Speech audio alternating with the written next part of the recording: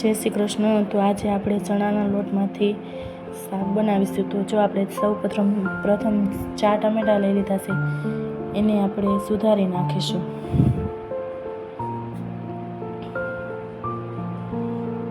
એકદમ નવી રેસીપી છે। બધા જ ટમેટાં આપણે સુધારી લઈશું।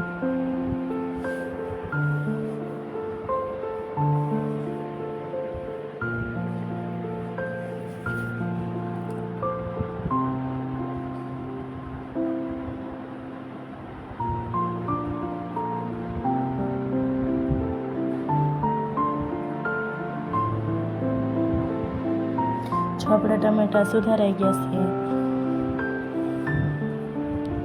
તો આપણે એક વાટકો લઈ લીધો છે, એમાં આપણે 3 થી 4 ચમચી ચણાનો લોટ લેવાનો છે। પછી એમાં 1 ચમચી હળદર પાવડર, 1 ચમચી ધાણા જીરું પાવડર, 1 ચમચી મરચું પાવડર અને સ્વાદ પ્રમાણે મીઠું લેવાનું છે।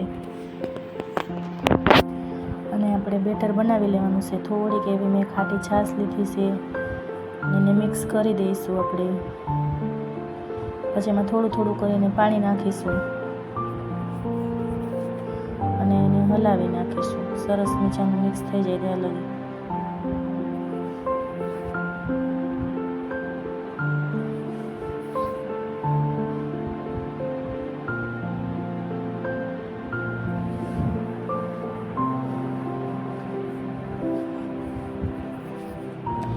જો અહીંયા મેં ગેસ ચાલુ કરી દીધો છે અને એક પેન લઈ લીધું છે।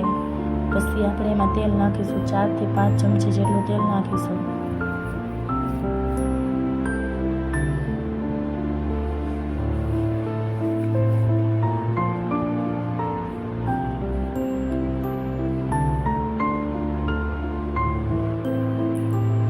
પછી એમાં રાઈ નાખીશું, જીરું નાખીશું અને મીઠા લીમડાના 8 થી 10 પાન નાખીશું અને પછી એમાં ટમેટાં નાખી દઈશું અને એને સરસ હલાવી નાખશું।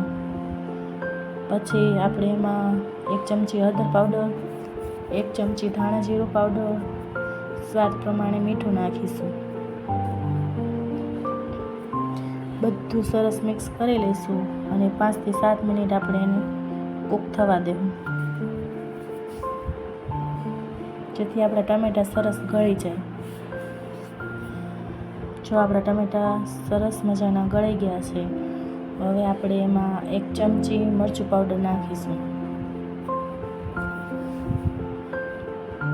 પછી એને સરસ હલાવી નાખશું। પછી મેં 2 ગ્લાસ જેટલું પાણી લીધું છે, એમાં નાખીશું। થોડીક એવી છાશ નાખીશું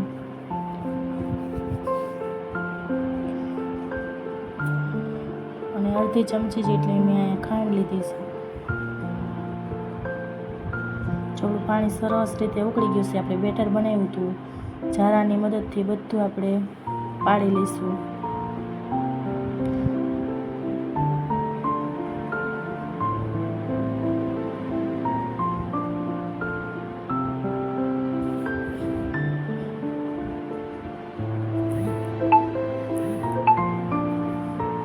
જો સરસ હલાવીને હવે 5 થી 7 મિનિટ આપણે કૂક થવા દેવું।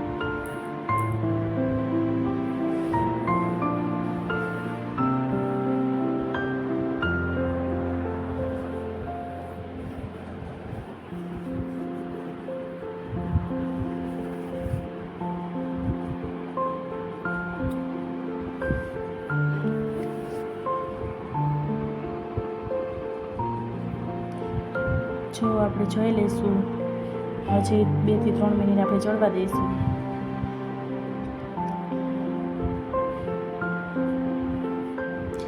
બે થી 3 મિનિટ થઈ ગઈ છે, આપણું શાક ઓલમોસ્ટ બનવા આવ્યું છે। ચડી ગયું છે, તો હવે એને આપણે સર્વ કરીશું।